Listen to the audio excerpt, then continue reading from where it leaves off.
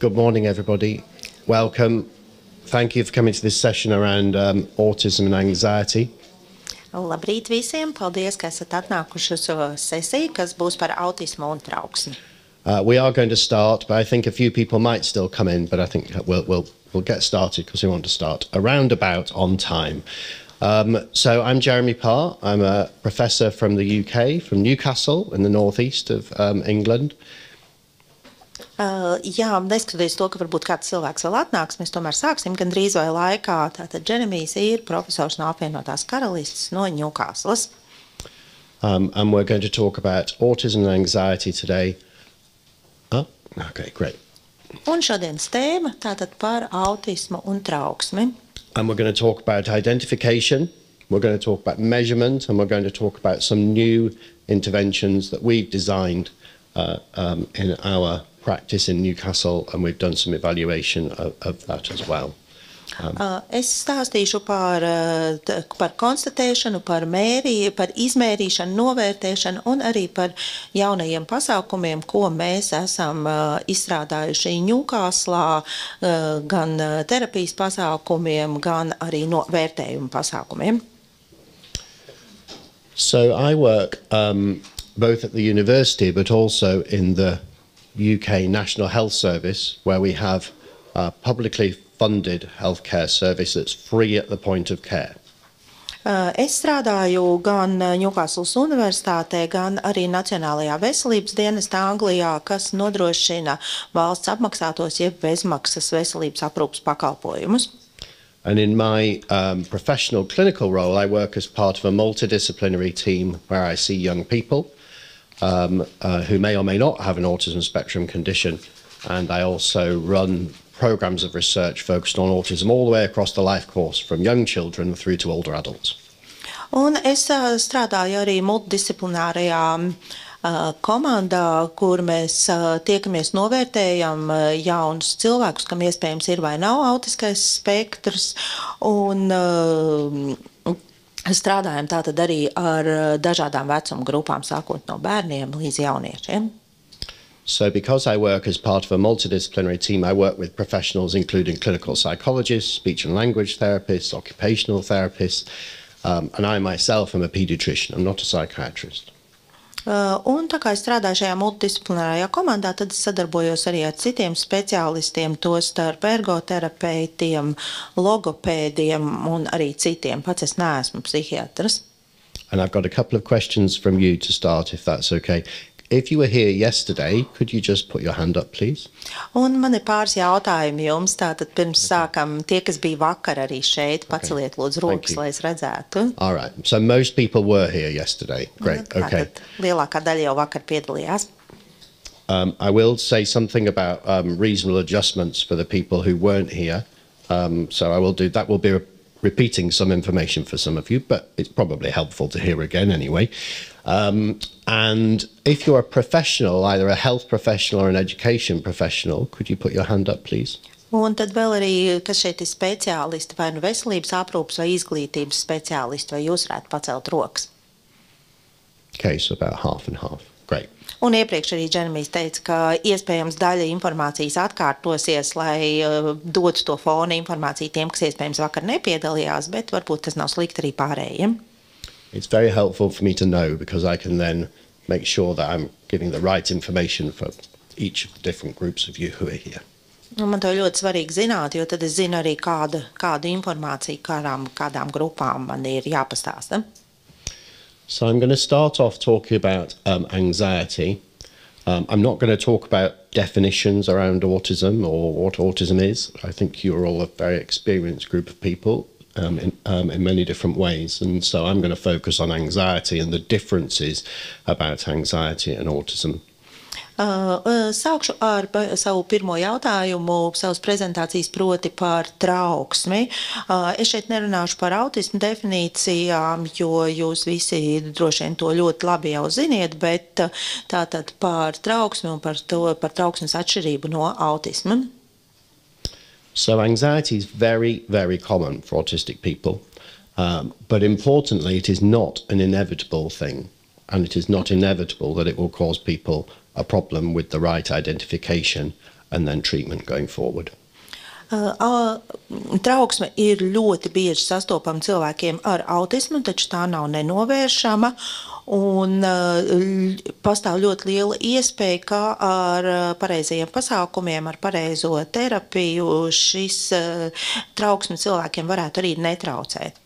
There's no doubt, though, that where anxiety is present, it causes people significant distress. It causes an impairment for an individual, whether they be a child or an adult. It causes reduced opportunities for participation, for work, attendance at school, and it affects people's quality of life. And we've done studies that show that mental health conditions affect people's quality of life across the whole life course. Bet tad, kad trauksme ir konstatēta, tā, protams, rada milzīgu satricinājumu, tā traucē cilvēkam normāli funkcionēt, tā samazina arī cilvēku iespējas, piemēram, gan darbā, gan skolā. Un pētījumos ir pierādīts, ka attiecīgi pasliktinās arī cilvēka dzīves kvalitāte. So we identify anxiety in young children from a few years of age, 4, 5 years of age in our clinical services. And in our very large cohort of autistic adults in the UK, we found anxiety present across each of the age groups. And thinking about autistic adults, around 80% of autistic adults had at least one mental health condition, and some people had 2, 3, 4. Most commonly anxiety and depression, but also other mental health conditions as well. Un mēs sniedzot savus klīniskos pakalpojumus, mēs konstatējam trauksmi gan bērniem, gan pieaugušajiem ar autismu, bērniem jau no 4-5 gadu vecuma, un tad lielākajos šādos pētījumu kopās, kur ir piedalījušies vairāk kā 2000 pieaugušie ar autismu, mēs esam redzējuši, ka lielākai daļai no viņiem līdz pat 80% ir kādi garīgās veselības traucējumi, no kuriem visizplatītākā ir trauksme un depresija, bet arī citi. So for those of us undertaking assessments of people who, in relationship to whether people do or don't have an autism spectrum diagnosis, we have to think about other things as well. It's really important, I said this yesterday, but for those of you who weren't here, it's really important that we think about other conditions, other diagnoses that people may or may not have. It is not only about whether someone does or does not have an autism spectrum diagnosis. Maybe people have an intellectual or a learning disability. Maybe they have another neurodevelopmental condition. Maybe they have a mental health condition. And these are it's the co-occurring conditions and mental health conditions that we can treat and improve people's quality of life. Un īpaši svarīgi tas ir tiem, kas nodarbojas ar vērtējumu, kas vērtē, vai cilvēkam ir vai nav autiskā spektra traucējumi. Kā jau es teicu vakar, vienmēr jāpievērš uzmanība arī citām lietām, citiem aspektiem, citām iespējamām diagnozēm. Tātad nevis tikai jā vai ne autiskā spektra traucējumi, bet tas var saistīties arī ar citām garīgās veselības problēmām, intelektuāliem traucējumiem, mācību grūtībām un citām garīgās veselības problēmām. So we see a very variable presentation of anxiety. We see some people who have classic anxiety symptoms, for example, symptoms of panic disorder or symptoms of anxiety like their heart racing or getting physical symptoms associated with anxiety. And we see some people who have a whole other range of manifestations of their anxiety, that if we don't recognize those, the anxiety will go undiagnosed. Un trauksmei ir visdažādākās izpausmes, kādas mēs redzam. Protams, ir cilvēki ar visām šīm klasiskajām izpausmēm, ar panikas lēkmēm, ar sirdsdarbības pātrināšanos, visiem fiziskajiem simptomiem, bet ir arī cilvēki, kam šīs izpausmes ir pilnīgi citādākas, un ja tās tiek palaistas garām, netiek ievērotas, tas nozīmē, ka arī trauksme tā arī paliks nediagnosticēta un neārstēta. So let's think about children at school. Some children at school work extremely hard to manage their anxiety all day, and they don't have difficulties in their schooling, and then they go home and they have a period of relaxation and downtime, and then they let everything out and they have a difficult time at home in their evenings, and parents and siblings and other family members have a difficult time too. And you wouldn't necessarily know that that was about anxiety, but for many children that is exactly how things are, and it's exactly the same for some autistic adults as well. Un, ja runājam par bērniem skolā, tad ir ļoti daudz bērni, kas skolā ļoti cenšas, lai tā kā slāpētu to trauksmi, un skolā viņiem nekādu problēmu nav, viss ir kārtībā, bet tad, kad viņi aiziet mājās, viņi tā kā atpūšas, atslābinās, tad arī tas viss nāk ārā, un tad grūtības ir gan pašam bērnam, gan, protams, arī ģimenei, un nevienmēr tas tiek sasaistīts ar trauksmi, laikam patiesībā tieši tas arī ir. So there is this concept of challenging behaviour, or as we call it, behaviours that are challenging for the individual and for everybody else. And we need to think about whether the cause of those behaviours that challenge might be anxiety, maybe it's pain, maybe it's something else. But we need to think about what the causes of that is. You know, lots of people might think this is about people being naughty. It isn't necessarily about people being naughty. Potentially it's about them being really anxious and having a response to that. And this is a really different presentation around anxiety than for many other people in the population.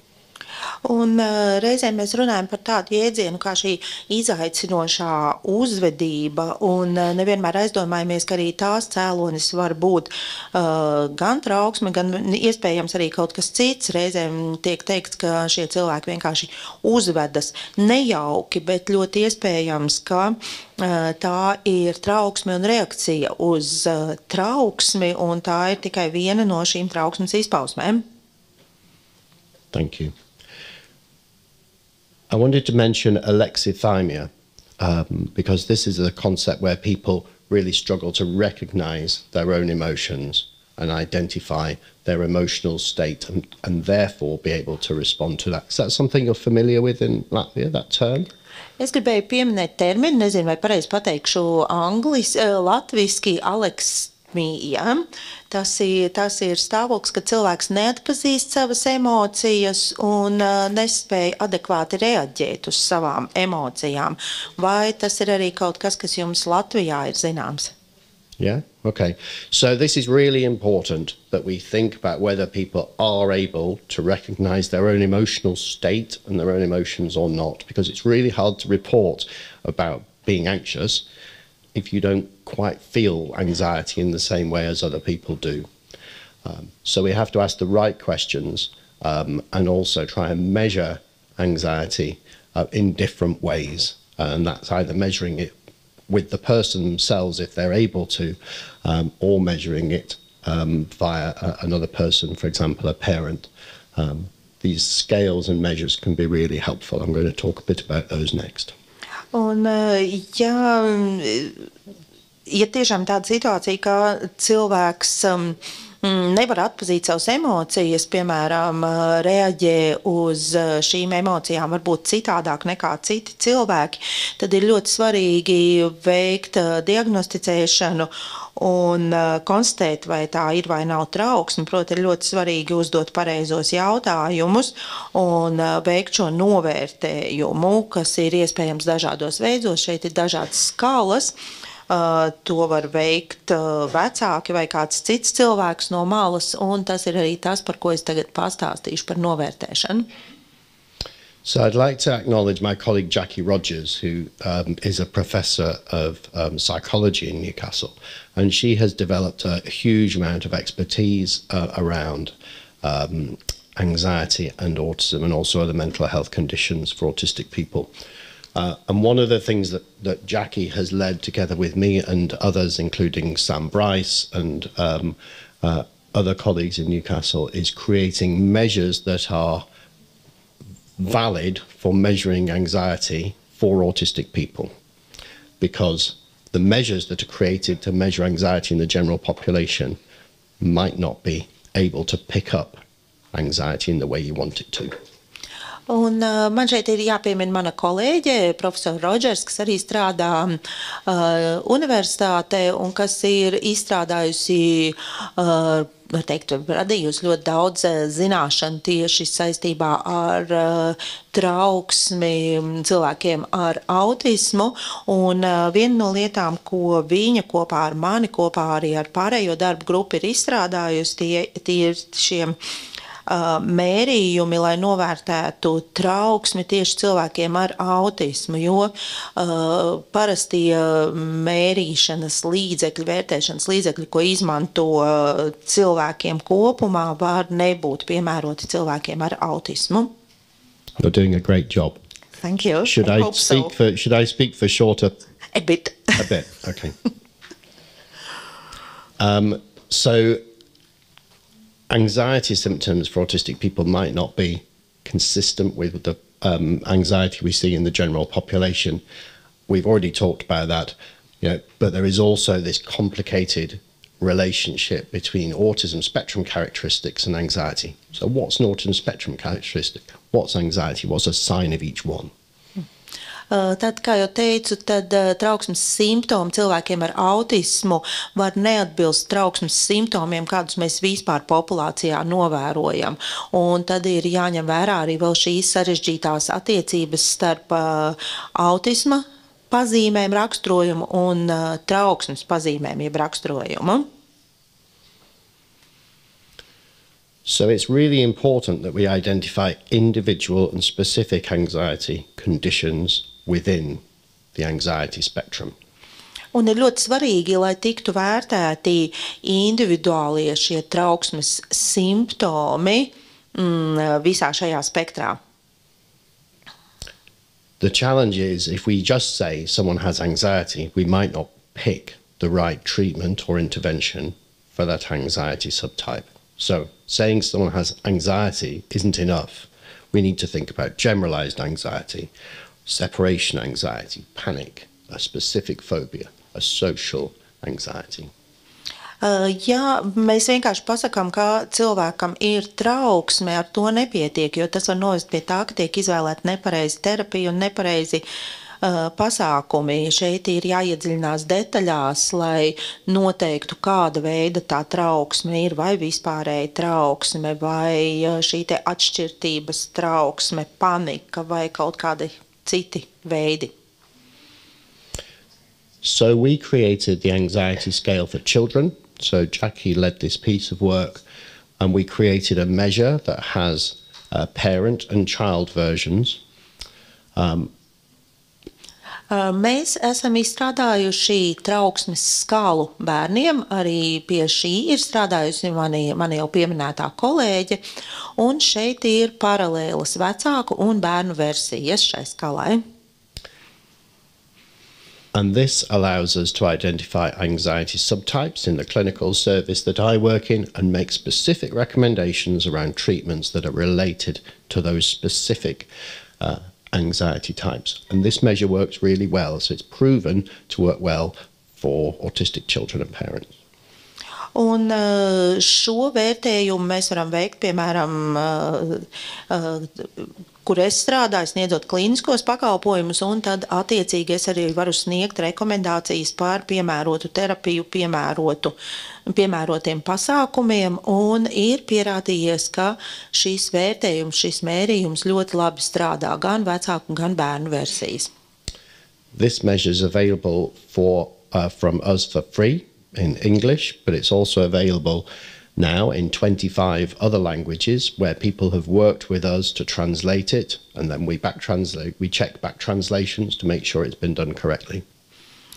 Šis vērtējums, šī skala ir pieejama no mums bez maksas angļu valodā, un tagad arī 25 citās valodās, kur ir veikti tulkojumi, un mēs vienmēr tulkojumus esam pārbaudījuši, tulkojot tulkojumu atpakaļ uz angļu valodu, lai mēs redzētu, vai viss ir tiešām pareizi. and you can download the English version or any of the other versions at the address that's on the screen. But if you are interested in working with us to translate it to Latvian, we would be interested in working with you to do that. And you can contact me or Jackie around that. And then you'd have a Latvian version that you could use in your clinical services for free. Šajā adresē, kas ir redzama slaidā, jūs varat lejupielādēt versiju angļu vai citās pieejamās valodās, bet tāpat arī, ja jums būtu interesi sadarboties ar mums un iztulkot to uz latviešu valodu, jūs varat sazināties ar mani vai manu kolēģi Džeki, un mēs ļoti labprāt ar jums sadarbosimies. Kā jau teicu, tas viss ir bez maksas.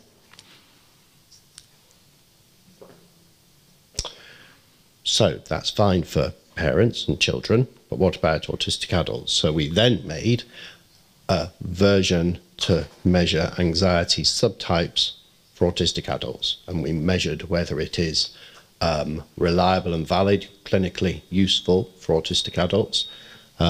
This paper summarizes the findings about that. Jā, tik tā par vecākiem un bērniem, bet mēs izstrādājām šo metodi arī, lai vērtētu trauksmi un dažādos trauksmes paveidus pieaugušajiem ar autismu. Un tas ir viss apkopots šajā pētījumā, šajā ziņojumā, kur mēs pārliecinājāmies, vai šī metode ir ticama, derīga un klīniski izmantojama. Again, it's freely available, and you can get that from our websites. It's available in English and 6 other languages, but not Latvian. But if you'd like to work with us to translate this and then use it for free, you're welcome to do that. Please get in touch with us. Arī šeit esmu norādījis adresi, kur ir bez maksas lejupielādējami šie materiāli angļu un vēl 6 valodās, taču arī šis vēl nav latviski, un ja vēlaties ar mums sadarboties, iztulkot arī šo, lai varētu pēc tam paši bez maksas to lietot, arī esat laipni lūgt sazināties ar mani. So we believe, I suppose, in our university that we should make, we are funded by the state. Our NHS is free at the point of care. We don't try and make money from these measures. We create them, we put them out there for people to use if they would like to do that. So this is one of our websites, and you can find all of our leaflets and measures actually that relate to a whole range of other topics as well. For example, the measurement of quality of life for autistic people is also on this website. You could work with us on that as well. Mūsu darbību finansē valsts, tātad Nacionālais veselības dienests, kas nodrošina šo bezmaksas veselības aprūpi, tāpēc arī visi šie materiāli, par kuriem stāstu, ir bez maksas. Mēs to nedarām, lai pelnītu naudu, mēs to darām, lai šie materiāli būtu pieejami cilvēkiem, cilvēki to varētu izmantot. Un arī šī ir viena no mūsu mājaslapām, kas ir pieejama, kur ir arī dažādi citi rīki, dažādi citi vērtējumi, piemēram, dzīves kvalitātes vērtējums cilvēkiem ar autismu. So I'm going to move on to start talking about treatments, okay? It is really important that we identify anxiety subtypes so we can plan which treatment to use. Because, sorry, go ahead. Tagad pāriešu pie sava nākamā jautājuma, proti par terapiju, un vēlos teikt, ka ir ļoti svarīgi trauksmi konstatēt, diagnosticēt, lai varētu saprast, kāda terapija būs piemērotākā. So psychological therapies, and I'm not going to talk about medication at all today, I'm going to talk about psychological therapies and interventions. Psychological therapies have really shown mixed effectiveness for autistic people, and that is because they're not being adapted appropriately and delivered in the right way to be effective. Šodien pilnīgi un galīgi nepieminēšu nekādas medikamentozās terapijas, runāšu tikai par psiholoģiskajām terapijām un psiholoģiskajiem pasākumiem, un ir pierādījies, ka psiholoģiskās terapijas ir ar tādu jauktu dažādu iedarbīgumu, un galvenais cēlonis tam ir tas, ka šīs terapijas netiek pareizi pielāgotas cilvēku vajadzībām.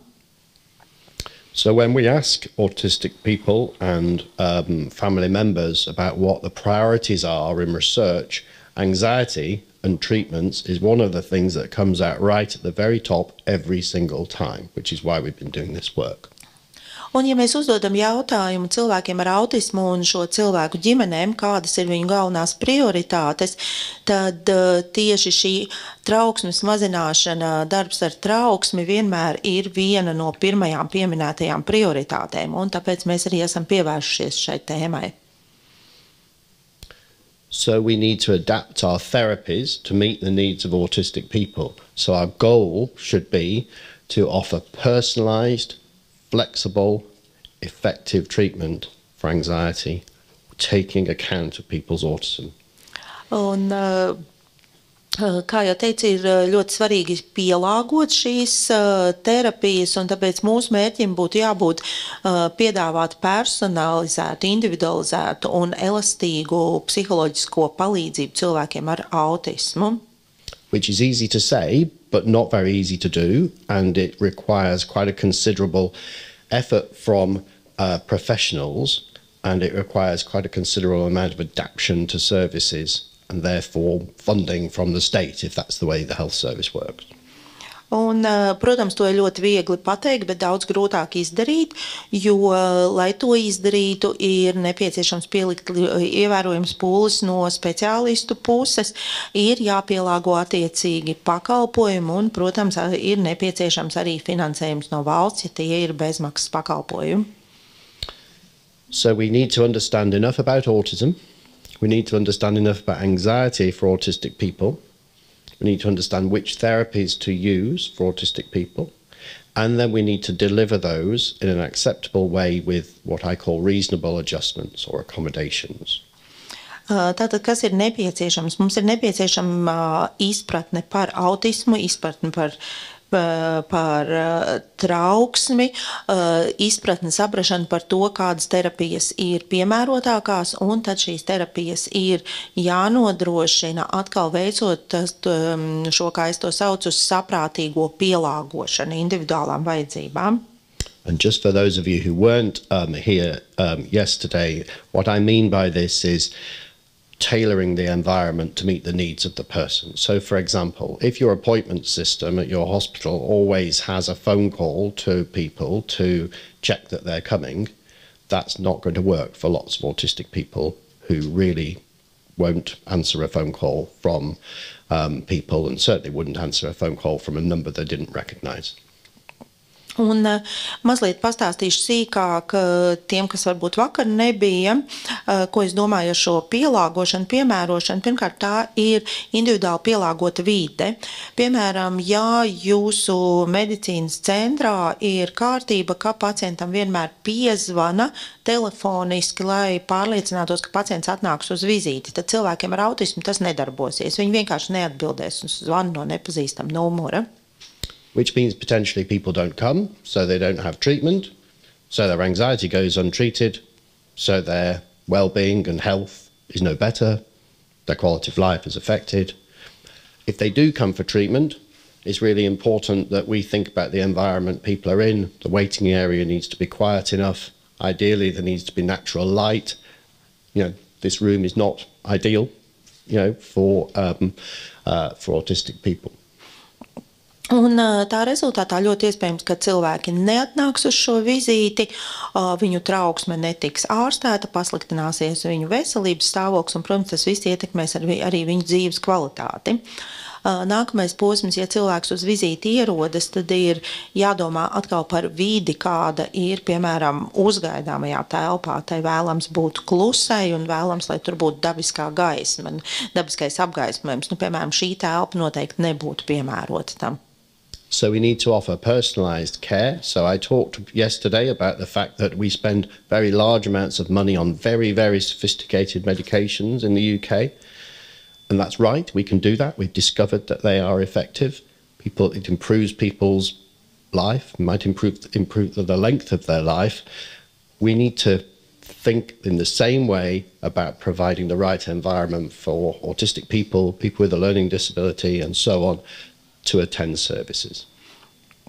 Un, kā jau es vakar minēju, tad ir nepieciešama šī personiskā aprūpe. Mēs apvienotajā karalistē tērējam milzu summas, lai izstrādātu jaunus medikamentus, piemēram, un ar to viss ir kārtībā, jo tie ir efektīvi, uzlabo cilvēku dzīvi, paildzina cilvēku dzīvi. Taču tieši tādai pat pieejai būtu jābūt domājot par piemērotas vides nodrošināšanu, pakalpojumu sniegšanai cilvēkiem ar autismu, cilvēkiem ar mācīšanās grūtībām un tam līdzīgi. So I'm going to mention the personal anxiety treatment trial that we have just completed, which was funded by the UK charity Autistica. Es īsi pastāstīšu par pētījumu, ko nesen esam izmēģinājumu pētījumu, ko nesen esam pabeiguši un ko finansē labdarības organizācija apvienotajā karalistē par trauksmes terapiju, trauksmes ārstēšanu pieaugušajiem ar autismu. And I show you this slide because this is an intervention that was specifically designed to deliver what people need based on the anxiety subtype that we identified through measures that I've already talked about. Un kāpēc es rādu šo slaidu? Tas ir tāpēc, ka šī ir šī izstrādātā individuālā terapija pielāgotā atbilstoši trauksmes apakšveidām, kuru mēs esam noteikuši izmantojot metodas, par kurām iepriekš stāstīju. So, for instance, where people had social anxiety, they had adapted cognitive behavior therapy that was used for that, that was appropriate to treat their social anxiety. Where people had distress, they had mindfulness skills taught to them. Where people had difficulty with everyday situations, they had an intervention called coping with uncertainty in everyday situations. If someone had a specific phobia, they would have received a virtual reality treatment, which I'm going to talk about shortly. Un, piemēram, ja cilvēkam tika konstatēta sociālā trauksme, tad tika attiecīgi pielāgoti uzvedības korekcijas pasākumi, stresa gadījumā, tādi kā nomierinoši pārdomu pasākumi, ja cilvēks... Kas lūdzu? Apzinātības prakse, atvainojos, nezināju šo tiešām. Ja cilvēkam bija grūtības ar tāda ikdienas trauksme, tad atkal attiecīgi pasākumi, lai tiktu galā ar nenoteiktību ikdienā. Cilvēkiem, kam bija fobijas, tika piedāvāti virtuālās realitātes pasākumi, lai ar to cīnītos. So we found in that particular study that it was an acceptable intervention and it could be delivered in the NHS. What we need to do is a larger scale study to see if that intervention could be adopted. But what I'm going to talk about next is a virtual reality treatment for anxiety situations that has been adopted to be used in the NHS in the UK. Un šajā pētījumā mēs konstatējām, ka viss ir kārtībā, šādus pakalpojumus, šādas terapijas Nacionālais veselības dienests var piedāvāt, bet ir nepieciešams plašāks pētījums, lai vēl pārliecinātos par detaļām. Bet par ko pastāstīšu jau sīkāk, tās ir par virtuālās realitātes terapiju trauksmes ārstēšanai. And the important point on this slide is the one at the bottom, because I'm going to present about a company called XR Therapeutics, which I'm the academic founder of. Okay, so this is a company that came from our research. It's co-owned by the NHS and the university, and I own some of it as well. I own some of it as well, which means I have a conflict of interest in relationship to that. So I'm willing to and happy to declare that to you, so you know about that. But it's important you know about this study. Šajā slaidā jāpievērš uzmanība pēdējai rindkopai, kur ir pieminēta kompānija XR Therapeutics, kur arī es esmu viens no līdzdibinātājiem un arī man pieder daļa šī uzņēmuma. Daļēji tas pieder arī Nacionālajam veselības dienestam, bet to ir svarīgi pieminēt, jo jā, es atzīstu, ka šajā jautājumā man ir zināms interešu, es atrodu zināmā interešu konfliktā. So what we do is we have immersive technology using computer-generated images projected onto a curved screen at XR Therapeutics, or in our research, it was done onto the walls of a room, as you can see here. Tas, ko mēs darām, ar ko mēs nodarbojamies, ir šī iegremdējošā tehnoloģija, proti datora ģenerēta attēli tiek projicēti uz izliekta ekrāna vai telpas sienām, kā tas šeit redzams. So people don't need to wear a headset or goggles, but this can be also delivered on a usual screen via a laptop or in someone's school or in someone's home. And what we're doing is creating a personalized anxiety environment for an individual in relationship to a specific situation that they find anxiety provoking. Šīs terapijas dalībniekiem nav nepieciešami nekādi palīgi līdzekļi, tur vai austiņas vai brilles. Var izmantot arī parasto ekrānu gan mājās, gan skolā, gan citos apstākļos, un tiek radīta šī te personalizētā trauksmes pieredzes situācija cilvēkam. So a therapist remains with someone and gives someone treatment in relationship to the specific anxiety situation that they are shown and they find themselves in.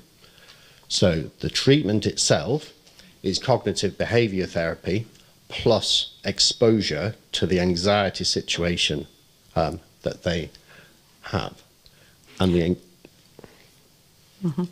Tātad terapeits visā sesijas laikā paliek un uzturas tur, un šī ir tā dēvētā kognitīvā behaviorālā terapija, kad cilvēks tā kā pieredz izdzīvot, tiek pakļauts šai personalizētajai trauksmes pieredzei situācijai.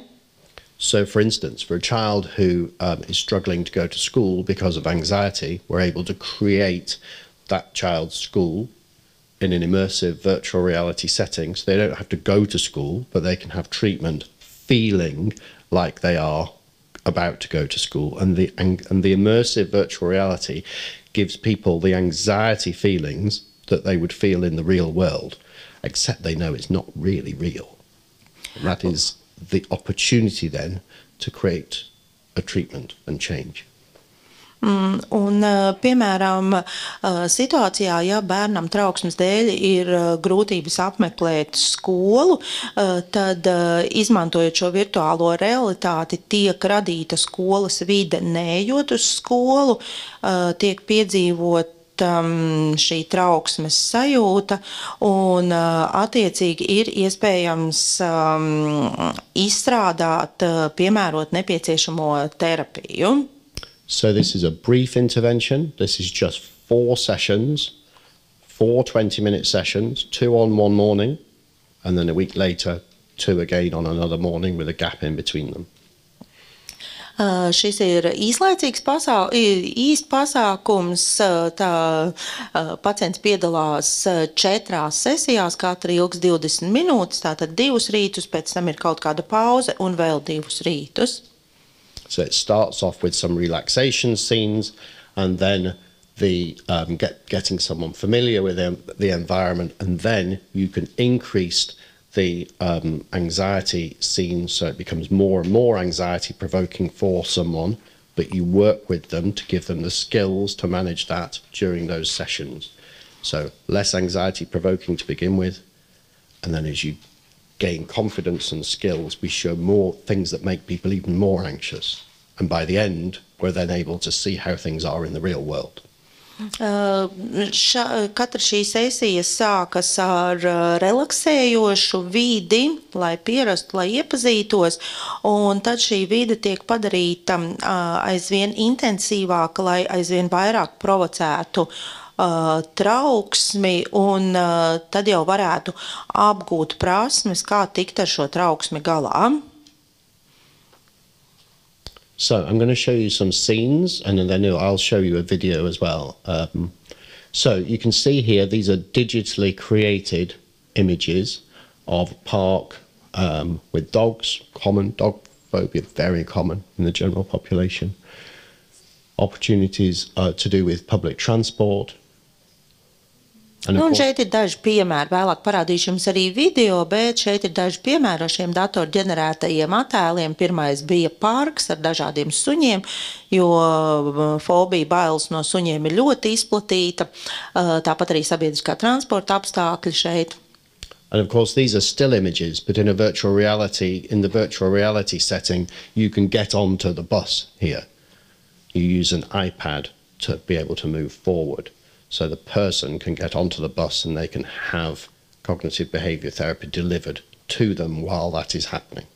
Šie, protams, ir vienkārši nedzīvi attēli, taču virtuālās realitātes vidē, piemēram, šeit cilvēks izmantojot iPadu varētu iekāpt sabiedriskā transporta līdzeklī un tādā veidā miedarbojoties ar šo radīto vidi, cilvēkam var sniegt terapiju, lai viņš apgūtu nepieciešamās prasmes, lai risinātu trauksmi šādās situācijās.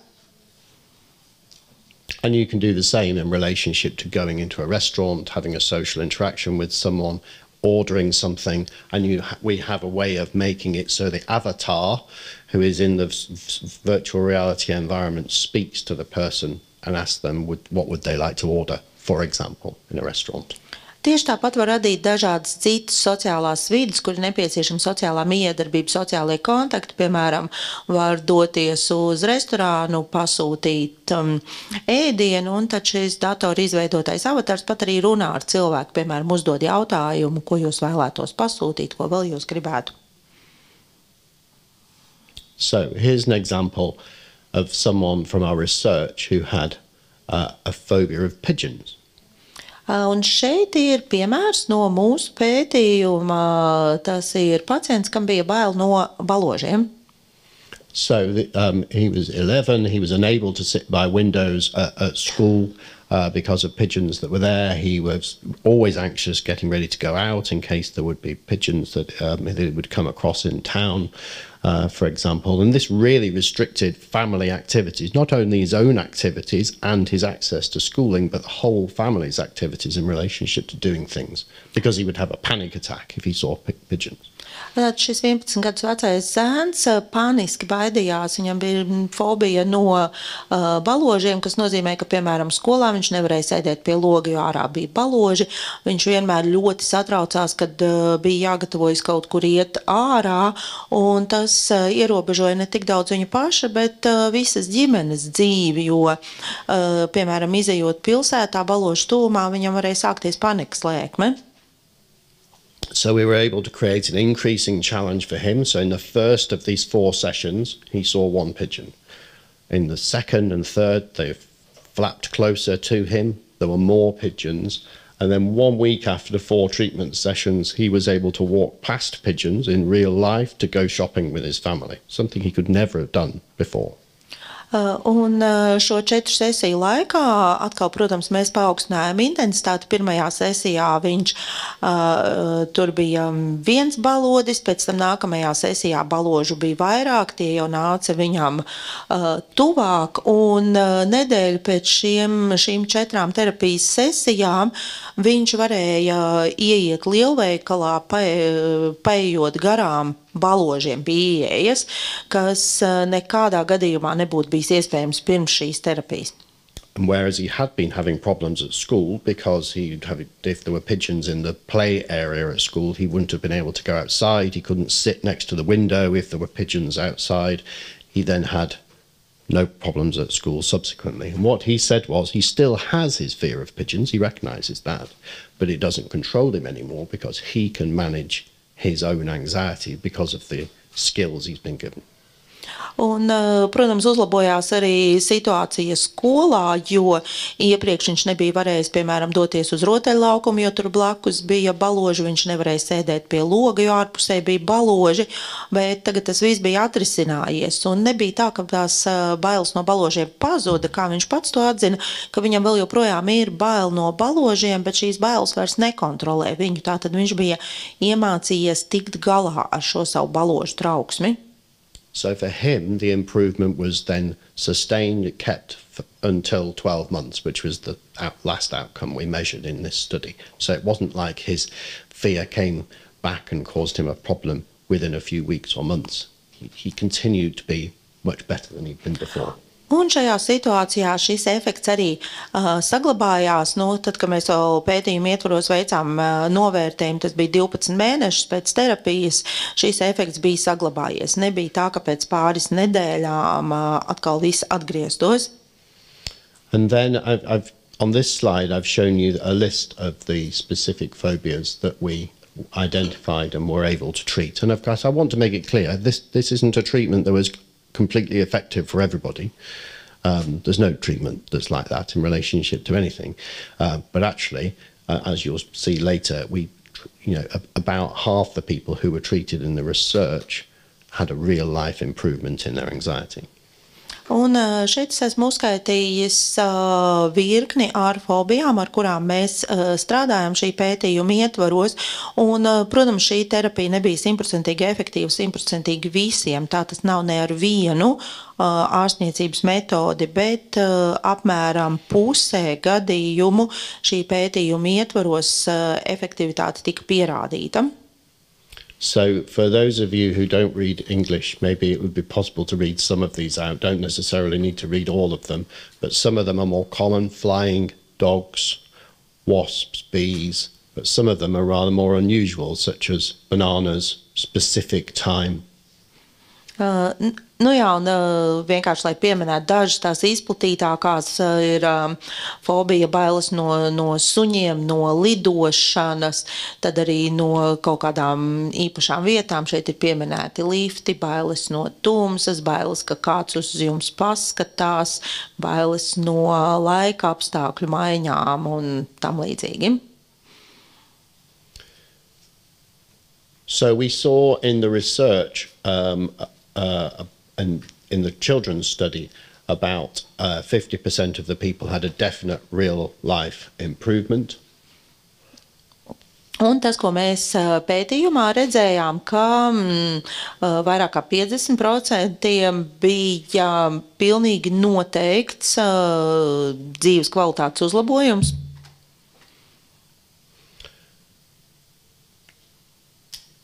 And then we undertook the research with a smaller number of people in an adult study and found the same sort of results, that about half of the people had a definite improvement after treatment. Un tad mēs veicām mazāku pētījumu ar mazāku dalībnieku skaitu pieaugušajiem un konstatējām to pašu, ka aptuveni pusē ir pavisam noteikti uzlabojumi. So you can see here are some of the anxiety situations that we were able to create in a virtual reality setting. So, for example, walking through doorways, making requests, insects, crowded buses. Un šeit es esmu uzskaitījis dažas no šīm provocējošajām situācijām, kādas mēs radījām, piemēram, iziešana caur durvīm, kaut kādu lūgumu izteikšana. And we've published a number of papers in relationship to this, and all of these research papers are open access. So you, as a member of the public, you can read these papers if you wanted to look them up. Un par šo pētījumu mēs esam publicējuši arī vairākus rakstus, un visi šie raksti arī ir brīvi pieejami, tos var izlasīt. So because this is a really difficult thing to treat, a specific phobia or anxiety situation in relationship to for people with autism, the National Health Service in the UK created a service to deliver this treatment in the UK. Un tā kā šīs situācijas, tātad cīņa ar fobijām un trauksmes situāciju risināšana ir tiešām nopietna problēma, tad apvienotajā karalistē Nacionālais veselības dienests izveidoja šādu pakalpojumu. Oh. So lots of the things that we have created are free, and I told you that earlier. This is something that isn't free, and actually it's a company that was created to deliver this research, because immersive virtual reality has a cost associated with it, of course, in terms of kit and programming and so on. Kā iepriekš minēju, tad lielākā daļa lietu, ko mēs esam izstrādājuši, ir bezmaksas, taču ne šī, jo, lai izstrādātu šo virtuālās realitātes terapiju, tika speciāli izveidots šīs uzņēmums, jo, protams, virtuālās realitātes radīšana ir saistīta ar zināmām izmaksām, gan programmēšanas, gan citām. So what we're going to do next is we're going to show you a video. We'll try. I think if we could try and do it without the sound, that'd be great, please. And then we'll try and talk about what you're seeing, and then we'll stop it at various times. If we can't turn the sound off, that's okay. Un tagad parādīšu video. Būtu lieliski, ja mēs šo video varētu skatīties bez skaņas, jo tad es varētu komentēt jau pa vidu, ko mēs redzam. Bet ja nē, tad uztaisīsim pauzes un pastāstīšu, kas redzams video.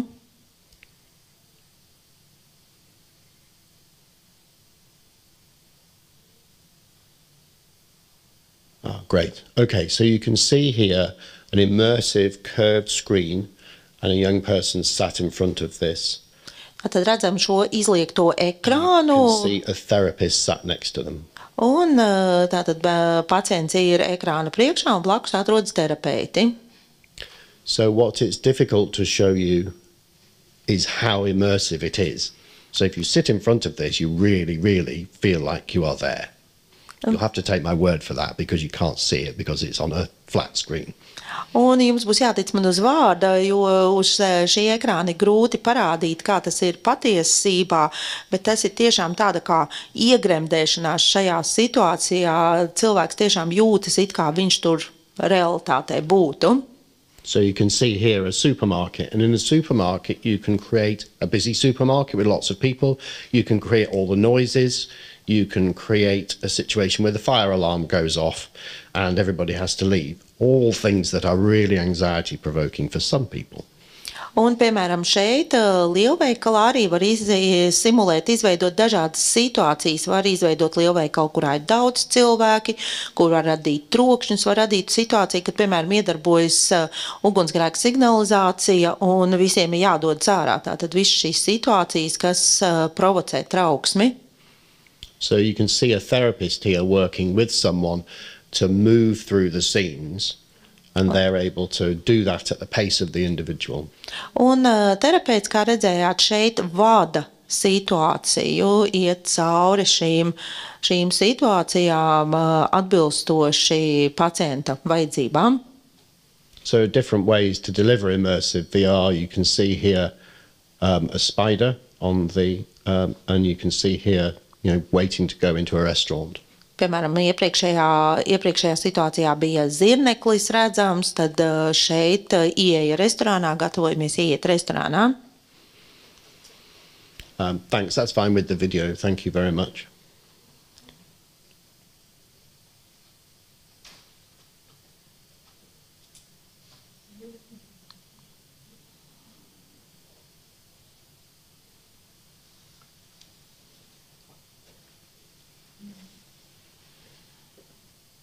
So whilst this is immersive virtual reality delivered via a big curved screen, you can do this with a smaller curved screen, and you can do this with a flat screen. Šeit es parādīju, kā šī virtuālā realitāte tiek piedāvāta uz lielā izliektā ekrāna, bet to pašu var darīt arī uz plakana ekrāna, to pašu var darīt arī uz mazāka ekrāna.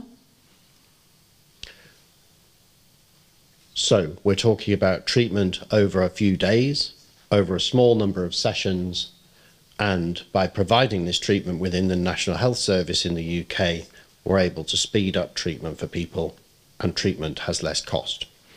Un šajā gadījumā mēs runājam par neilgu terapiju, kas ilgst dažas dienas tikai, un tā rezultātā arī efekts tiek iegūts ātrāks un attiecīgi ir arī mazākas izmaksas šai ārstēšanai, šai terapijai. So I'm going to the effectiveness of this treatment is even more effective than it was in the research, which is quite common when you actually get into treating people in the real world. You find that intervention results are better than they are in research, because in research studies we tend to recruit people who have the most difficult anxieties that haven't been able to be treated via usual mechanisms. Un, kad šo metodi sāk izmantot praksē, tad ir izrādījies, ka iedarbīgums efektivitāte ir pat vēl augstāka, vēl labāka, kas nav nekāds pārsteigums, jo veicot iedarbīgumu pētījumus, mēs, protams, cenšamies iesaistīt tādus pētījumu dalībniekus, kam šīs izpausmes, šīs trauksmes situācijas ir visspēcīgākās, vissmagāk izteiktās. So I've put information up here about someone who had a phobia of people vomiting, okay, what's called a metaphobia, and this was a real challenge for the adult who had this, because actually she was not able to go on planes, on public transport, because of the concern about people vomiting in relationship to their own travel sickness. Un šis ir piemērs, kur par pacientu, par cilvēku, kam bija fobija no tā, ka cilvēkiem ir nelabi, ir slikta dūša, un tādēļ viņa baidījās lidot ar lidmašīnu, braukt ar sabiedrisko transportu, jo vienmēr pastāvēja bāžas, ka šāda situācija tur var rasties. So her treatment focused on someone in a restaurant being sick, someone on a plane, and someone on a bus. Un viņas terapijas sesijās tika izmantotas situācijas, kur kādam ir slikti lidmašīnā, restorānā vai autobusā. After the treatment, she was then able to go out. She was then able to go out and eat with her family in restaurants. She was able to travel on public transport, things she wouldn't have been able to do before. So real life change rather than scale score change. Un pēc šīs terapijas tiešām realitātei mainījās viņas dzīve, jo viņa varēja aiziet ģimeni uz restorānu, ieturēt maltīti, viņa varēja doties ceļojumā. Tātad šī izmaiņa ir, reālās dzīves izmaiņa, varbūt ne tik daudz ciparos kaut kādā skalā izteikta. So here are a few quotes from people, both two people, one an adult patient with a fear of open spaces and one an NHS clinician. Un šeit esmu parādījis arī citātus par atsauksmēm. Viens ir no pieaugušā pacienta, kam bija bail no atklātas, atvērtas telpas, un otrs ir no Nacionālā veselības dienesta darbinieka, terapeita viedoklis. So I knew it wasn't real, but I experienced the emotions as if it was. I wasn't aware of the triggers beforehand. In real life, I would have been too overwhelmed, but this has helped me slow everything down, understand what scares me. Un tas, ko ir pieaugušais pacients teicis, ir, ka es zināju, ka tā nav realitāte, bet es pieredzēju tādas emocijas, it kā tā būtu realitāte. Es neapzinājos pirms tam, kas bija mani triggeri, un reālajā dzīvē man būtu bijis daudz lielāks satraukums, bet šis man palīdzēja tā kā visu palēnināt, izdzīvot palēnināti, lai saprastu, kas ir tas, kas mani biedē. And then someone in the NHS saying this is going to revolutionise mental health treatment because it, delivers an effective treatment quickly rather than something that's not effective after lots and lots of sessions. Un speciālisti viedoklis, ka šī ir revolūcija garīgās veselības problēma ārstēšanā, jo rezultāts tiek sasniegts ļoti īsā laikā, nevis kā tas ir ar citām metodēm, ka terapija ir ļoti ilga, lai tikai beigās saprastu, ka tā ir bijusi neefektīva. So I'm going to stop in a minute and then we can have any questions about what we've talked about so far. But I just wanted to say that as part of this, we're also doing work around delivery on a flat screen with a therapist at one end of a laptop and a person at the other end having their personalised treatment delivered to them on a laptop screen with a therapist delivering cognitive behaviour therapy. So that this means a child or an adult can be sat at home having treatment via a laptop with a therapist sat in their own house who's doing the treatment with them.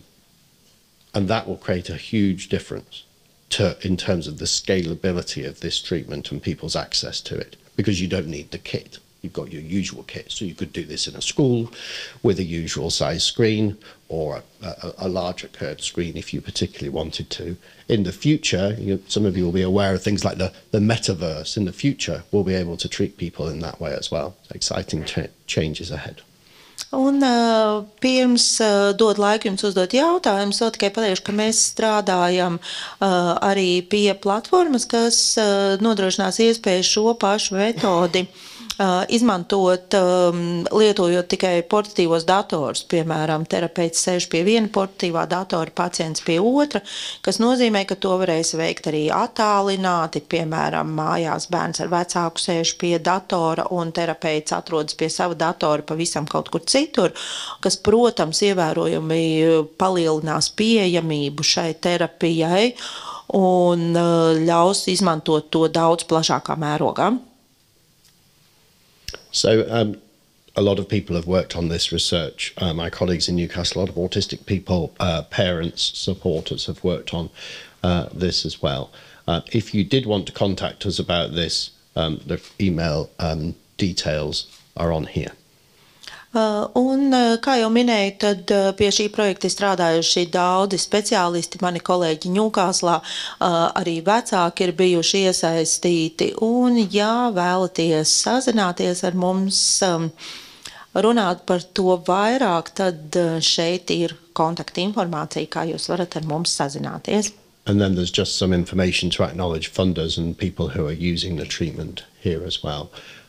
Un šeit es esmu pieminējis arī gan finansētājus, gan tos, kas jau šo metodi izmanto. So I've been talking for an hour, so I'm going to stop for a moment. I've got another treatment that I'll tell you about if we've got time, but if you want to ask questions or have any discussion around these topics in terms of anxiety presentations, scales to identify anxiety subtypes, reasonable adjustments, or indeed interventions, the intervention I've just shown you, happy to do that now. Es jau stundu esmu runājis, ja mums atliks laika, pastāstīšu par vēl vienu terapijas veidu, bet tagad varat uzdot jautājumus, varam diskutēt par to, par ko esmu stāstījis līdz šim, tātad par visiem jautājumiem, gan par konstatēšanu, gan par skalām, gan par apakštipiem, gan par saprātīgi pielāgoto vidi un visu, par ko tagad runājam. So any questions, comments? Vai būs kādi jautājumi vai komentāri? Es atvainojos, es aiziešu ar mikrofonu pie jums, lai dzird arī tiešsaistē un es varu iztulkot. Oh, thank you. You're very kind. Not only do you do excellent translation, you also walk around with a microphone. Thank you. Thank you. Presentation was very amazing and I loved it a lot. I have a small question. The end goal is more this being able to function, not having anxiety. Do I understand that correctly? Yeah, I think we have to accept the fact that... I will interpret the question. Jā, paldies par lielisko prezentāciju un stāstu. Un mans jautājums ir, vai gala mērķis šim ir panākt funkcionēšanu bez trauksmes? I think we have to accept that anxious people are going to continue to have anxiety.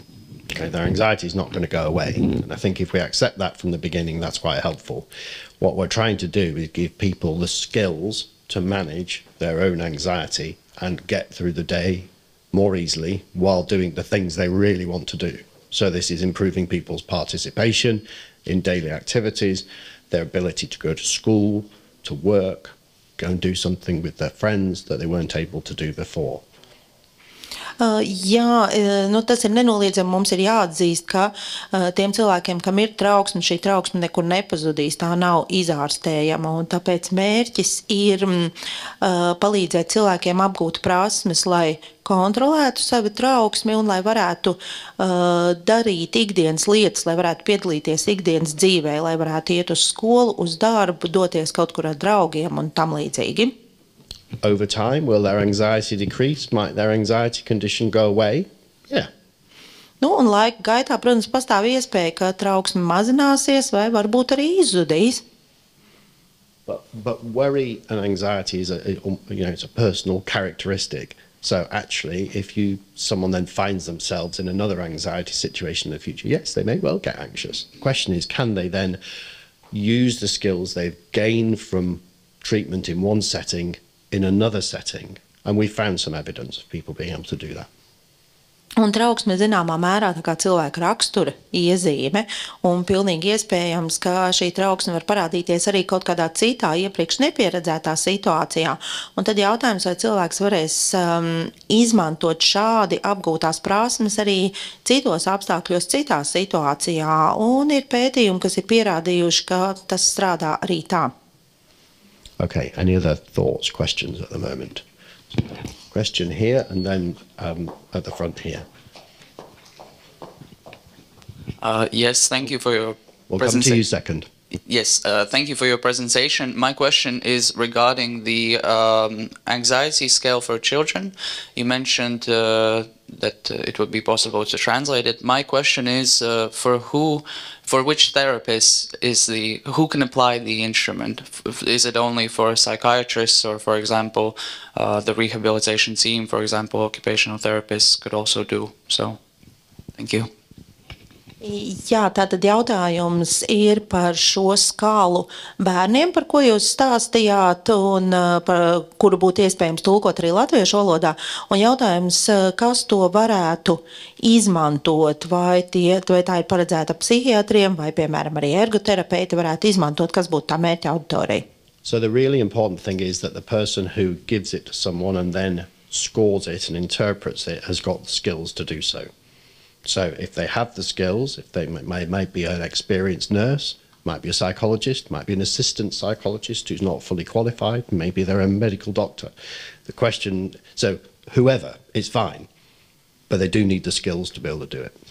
Patiesībā to var izmantot jebkurš, gan medicīnas profesors, gan ārsta palīgs vai medmāsa. Svarīgākais tas, ka cilvēkam ir jābūt attiecīgām prasmēm, ir jāprot šo rīku izmantot. Because you're then using those results to make a clinical decision. And it's our brains that are doing that. We're not going off the scale score. So I talked about this yesterday.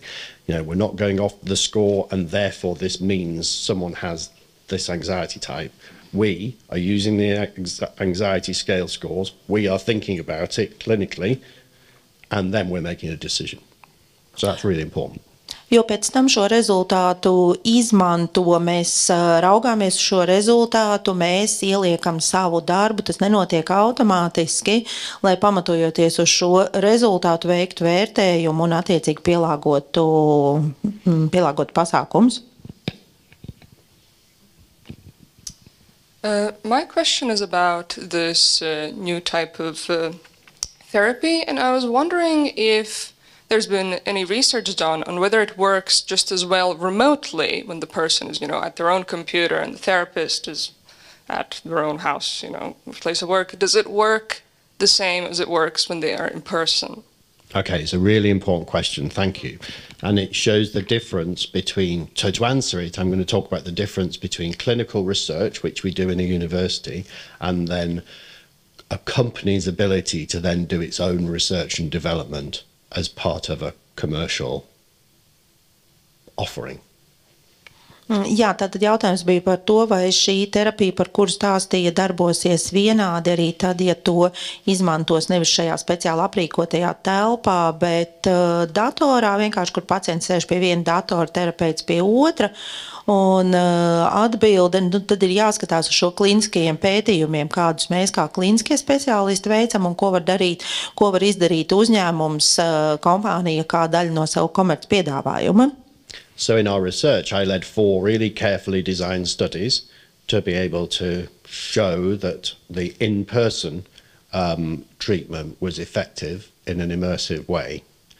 What the company is now going to do is provide this treatment remotely in the way you described and measure outcomes as it is delivering it.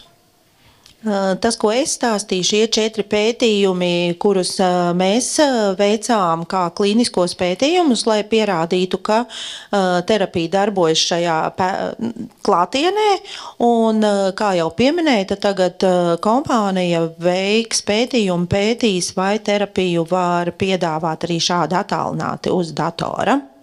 And it's really important with a new intervention that people continue to measure those outcomes and measure effectiveness. And I'll also say it's really important people measure any negative effects or harms that might be associated with things as well. So we did do that in our research, but I've made it clear to the company, that my view, that we need to continue to collect information going forward. And those data for the company are going to be really important if they want this to be widely adopted. Un šajā pētījumā un to es esmu arī kompānijai norādījis, ka ir jāturpina ļoti precīzi vērtēt rezultāti un vērtēt ne tikai pozitīvie iznākumi, bet īpaši pievērst uzmanību un uzskaitīt arī neveiksmīgos iznākumus vai varbūt pat situācijas, ka tiek nodarīts ļaunums, nevis labums. And I'll finish just on this point by saying there's a lot of, we want to follow evidence-based practice. And my presentation yesterday was about that. My presentation today is about that. And it's really important that companies continue to follow evidence-based practice and create the evidence. Un, kā jau es teicu vakar, tad mēs vēlamies nodarboties ar tādu praksi, kas ir balstīta pierādījumos, un tāpēc ir ļoti svarīgi, lai arī kompānijas turpinātu vākt šos pierādījumus, un mums tie būtu pieejami. And where there isn't evidence, and when private companies are showing you interventions and they can't talk to you about the evidence, I think you should beware in that situation. Un ja šādu pierādījumu nav, un ja kompānijas kādas kaut ko piedāvā un nevar sniegt šādus pierādījumus, nu tad būtu jābūt diezgan piesardzīgiem. So I know there was a question at the back here, and then there's another one here. Thank you. Mums bija jautājums tiešsaistē, skatoties, jo šo translē tiešsaistē, jā. Un tad jautājums ir, kur šo terapijas veidu var apgūt? So this is a question from the online audience, and the question is, where can a person learn this type of treatment? So at the moment, this treatment is available via the company, either via the National Health Service in the UK, or the company is providing the treatment privately as well. Šobrīd tas ir pieejams vai Anglijā ar Nacionālā veselības dienesta starpniecību, vai arī sazinoties ar kompāniju, kas to piedāvā. So if people want to get in touch with the company, they can. If people are professionals and interested in providing this treatment, they could get in touch with the company and think about whether it's something that you could put together in Latvia. Un tātad tie, kam tas interesē, var sazināties ar kompāniju, gan tie, kas to gribētu izmantot, gan tie, kas to gribētu apgūt, un tad raudzīties, vai tas ir kaut kas tāds, kas būtu izmantojams un vajadzīgs arī Latvijā. There's a question here. Thank you. Jā, bet tāpēc, ka nedzirdu. Jā, man slapīja no mikrofona. Es pateikšu jautājumu. Jā, okay, labi. Man ir specifisks jautājums par pusauģiem, jo līdzīgi kā aleksitīnija nespēja atpazīt vai pareizi interpretēt savas emocijas, mēdz būt arī nespēja, diezgan tipiski autismu atpazīt vai pareizi interpretēt savas ķermeņa sajūtas. So my question, it refers to teenagers, and similar to the phobia, not phobia, to what you mentioned, alexithymia, when a person cannot recognize his or her own emotions. There is also a condition when a person cannot recognize bodily reactions. Situācijas, kad liekas, ka jaunajiem pusauģiem trauksmi rada tas, ka viņiem ir ar seksualitāti saistītas sajūtas, un viņi nespēja viņas identificēt vai saprast, un viņi sajūta, ka šis varētu būt tas, kas ļoti biedē. Un vai jums ir kāda pieredze vai pētījumi par seksualitātes saistību ar trauksmi pusauģiem un kā viņi palīdzē? And especially in teenagers, this can be related to a situation when they are not able to recognize their sexuality and various manifestations, and this serves as a trigger for anxiety. Do you have any research on this topic, how to recognize it and how to identify it and how to treat it? So we haven't done research into that topic, so I'm not sure I can talk about that from an evidence-based perspective. Nē, mēs neesam veikuši šādus pētījumus, un tāpēc tā, man nav pierādījumu, un nav tādu uz pierādījumiem bāzēta atbildi uz šo jautājumu. I think what's really important is that we have services that are available for young people to come and have discussions with people and try to work out how things are for them. Ir svarīgi, lai būtu pieejami pakalpojumi, lai šādi jaunieši, lai viņiem būtu kur aiziet un aprunāties un mēģināt to izstrādāt. In the UK, those services continue to evolve, and it's really important that high quality services are there for people at a really challenging time potentially for their lives. Nu, un arī apvienotajā karalistē attīstās šādi pakalpojumi, un ir ļoti svarīgi, lai tie būtu pieejami cilvēkiem šādos izaicinošos dzīves posmos. Any other thoughts or questions? Somebody here? Oh, and then the gentleman, I think. Okay, ladies first. Jā. Mans jautājums ir tāds, ka šī terapija un tas ļoti labais rīks ir, tā kā es viņu saprotu, ka viņš risina fobiju jautājumu, bet vai ir kaut kādas idejas, kā risināt tādas trauksmes, kam nav pamatā fobija, bet kaut kāda nepatika vai kaut kāds, tiešām visvairāk tas attiecās uz to trauksmes veidu, kas rodās dēļ pienākumu kaut ko darīt. Piemēram, es nezinu, uzstāties vai kaut kas tam līdzīgs. As I understood, this therapy, this treatment is for treating phobia-based anxiety, fear-based anxiety. What about situations when anxiety is not based on specific fear, but on like specific situations? A person cannot go in front and speak to an audience, and situations like this. Yeah, so we did do that in the research. When I did talk about this, I often talk about anxiety situations or situational anxiety, and I think is a real opportunity in relationship to that. For example, a child going into a busy lunch hall where there's lots of people, there's noise, is a good opportunity. It's a good example of an anxiety situation, or an adult going onto a busy bus. Jā, tas, kā es stāstīju, mums ir bijuši arī pētījumi, ka tas darbojas arī tādās situāciju risināšanā. Piemēram, ja bērnam ir bail ieiet ēdnīcā, kur ir cilvēki, vai ir pieaugušais, kam ir bail, kas nevar iekāpt autobusā, piemēram, jo viņam šī situācija ir nepieņemama. And of course, what the company can now do is think about other anxieties that potentially they could think about treating. Yeah. Un tas tagad ir uzdevums šai kompānijai domāt jau par citām trauksmes situācijām, ko viņi arī varētu piedāvāt šādi risināt. And I will add, very important again, that they continue to measure outcomes in relationship to new anxiety types that are treated, or other conditions. Un es vēlreiz atkārtošu, ka, protams, ir ļoti svarīgi, lai viņi turpina vērtēt un mērīt rezultātus šādām atkal jaunām trauksmes situācijām, ko viņi risina. So I'm often asked, what about other conditions? What about obsessive compulsive disorder, as an example? And other mental health conditions.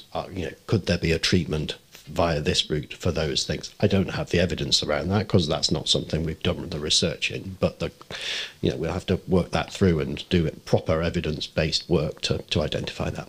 Un man bieži uzdod jautājums, vai šo pašu varētu izmantot arī citādu garīgo traucējumu ārstēšanai, un man jāatzīst, ka šobrīd nav pierādījumu, bet pie tā tiek turpināts strādāt. Thank you. Man ir jautājums par tādām situācijām, kas nav tā kā tikai vizuāli skatāmas, bet ja bērnam, piemēram, tur, fobija iekāpt ūdenī, saskarsme ar ūdeni, tur, peldvietā, vannā, vai kaut kas tāds, kas ir, ko nevar tikai vizuāli. Kā tas var palīdzēt? Well, the same question, but what about situations when, for instance, a child is afraid of water, afraid of getting into water, swimming, taking a bath, or Kas bija vēl par ūdeni bija? So, which is on the level of feelings, like also smells, but not so much visual, but feeling based. Yeah, anything that you can do that's either sound or you can buy smells. So you can buy chemicals that are a smell online, and you can put them together with sounds that you play on the system together with whatever you see visually. And you can create a very realistic anxiety situation that's related to anything like that. So there are huge opportunities through this.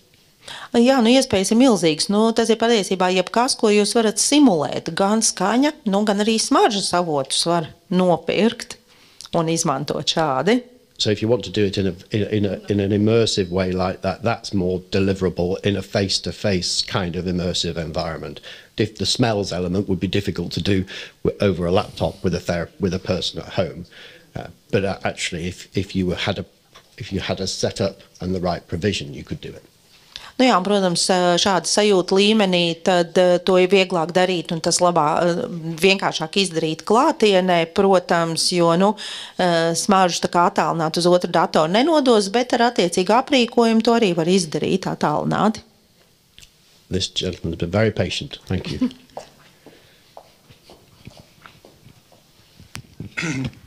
Paldies jums par lielisko prezentāciju. Viņa bija ļoti noderīga, un es domāju, ka arī gan man, gan manam dēlam, kuram ar tehnoloģijām mēs esam uz tu, tas būs noderīgi, bet es mazliet gribētu padalīties ar savu pieredzi, kas līdzīga būtu par trauksmēm. Mums bija divas trauksmes – braukt ar autobusu, un braukt ar liftu. Tas bija kategoriski pret viņš bija šīm lietām. Es pastāstīšu tālāk. Jūs varat patulkot, vai ne? Un tad bija situācija tā, kad ar autobusu mēs atrisinājām tādā veidā, kad mēs bijām, to var nosaukt par brīvdabas izstādī, kur bija visā dažāda tehnika, un tad mēs viņu lēnām pieradinājām iekāpt tajā autobusā, lai viņš izstaigā visu, redz, kāds viņš izskatās. Un tagad ir tā, kad situācija ir tāda, kad viņš vairāk izvēlas braukt ar sabiedrisko transportu nekā braukt ar mašīnu. Ja mums kaut kur jābrauc, tad tas ir tā.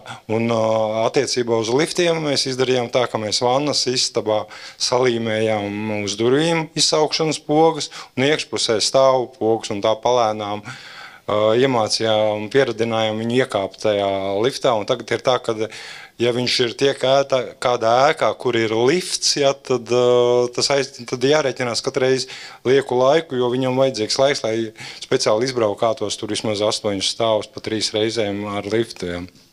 Tas ir tā, maza pieredze, ko var savilkt kopā ar šo jūsu metodi, bet to var redzēt, ka viņš brauc viņam patīk gan tie autobusi, gan lifti, bet tas trauksme mazliet ir. Viņš ir uzvilkts, bet viņš to dara ar prieku. Bet paldies jums par jūsu prezentāciju. Thank you very much for your presentation, and I think this could be useful also to my son who loves technologies, and I would like to share my own experience. My son was afraid of riding a bus and going by lift, and how we have solved it. We did a simulation of a bus at home, and then we also used our bathroom to create a lift, an elevator for him with all the buttons and everything else. And yes, we can see the result because he is now really willing to go by bus. He is willing to take elevators whenever we go to any house where there is an elevator. We know we need extra time for him to enjoy those rides. What I can see is that he still has anxiety. He's a bit stressed, but he enjoys those activities now. So thank you once again. Thank you. It's a fantastic example, and congratulations and well done for doing it. Jā, lielisks piemērs, un apsveicu, tiešām ļoti labi esat atrisinājuši situāciju. Man gluži ne par prezentāciju, bet tāds jautājums, es domāju, ka daudziem aktuāls.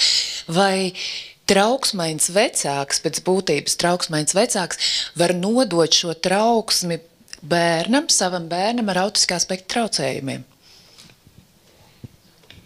I have a bit different question, not related to your presentation. And the question is, can a parent who has anxiety transfer this anxiety to his or her child with autism? So your question is, can a parent make their child anxious because of their own parent characteristics? Tas tā kā būtu jautājums par to, vai bērns vai vecāks tā kā var satraukt šo bērnu tā kā ar savu to. Tā doma ir tāda, kāds vecāks, tāds bērns. Jūs domājat, tā kā iedzimti nodot vai?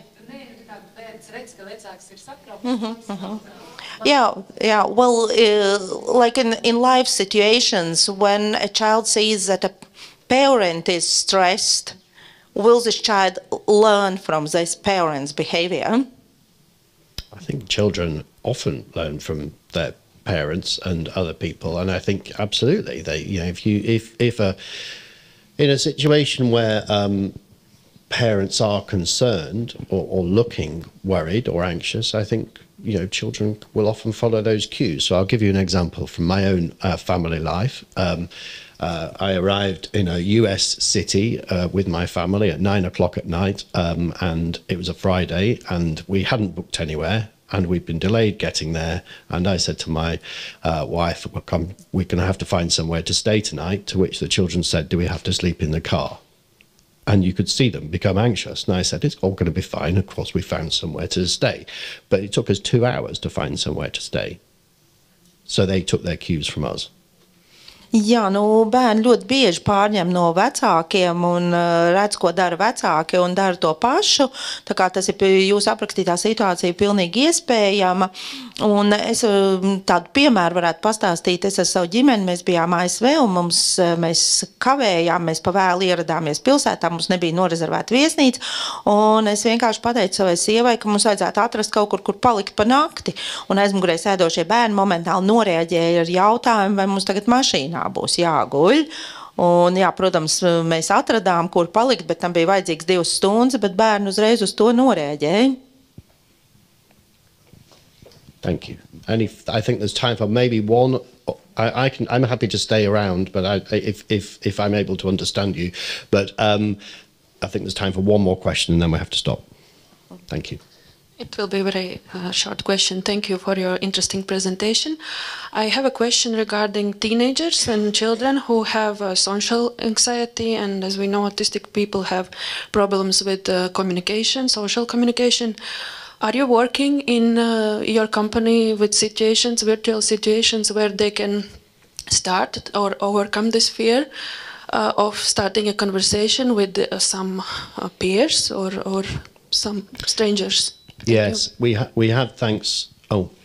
Tātad jautājums par to arī vairāk par pusauģiem, kam ir sociālā trauksme, kas nevar izveidot kontaktus sabiedrībā, un vai šī kompānija strādā arī pie šādām situācijām, lai, piemēram, pusaudzis varētu iemācīties uzsākt sarunu un iejusties sabiedrībā? So, as technology becomes more sophisticated, the avatars that you can create in virtual reality are able to respond to people in a much more realistic way. And, augmented reality, artificial intelligence will help that going forwards. So when someone walks into a shop and tries to buy something, the avatar says to them, "Oh, you don't have quite enough money, quite as much money as you need." Very anxiety provoking for anybody, but you can end up in a conversation like that via a sophisticated technology. Jā, protams, mākslīgais intelekts attīstas un aizvien vairāk šādas simulācijas, šādas situācijas var radīt. Piemēram, ir pilnīgi iespējams izveidot situāciju veikalā, kur jūs vēlaties kaut ko iegādāties, un šis avatars saka, ne, jums nepietiek naudas. Tā ir trauksme radoša situācija jebkuram. Tātad arī šādu situāciju simulēšana ir pilnīgi iespējama. I think I need to stop.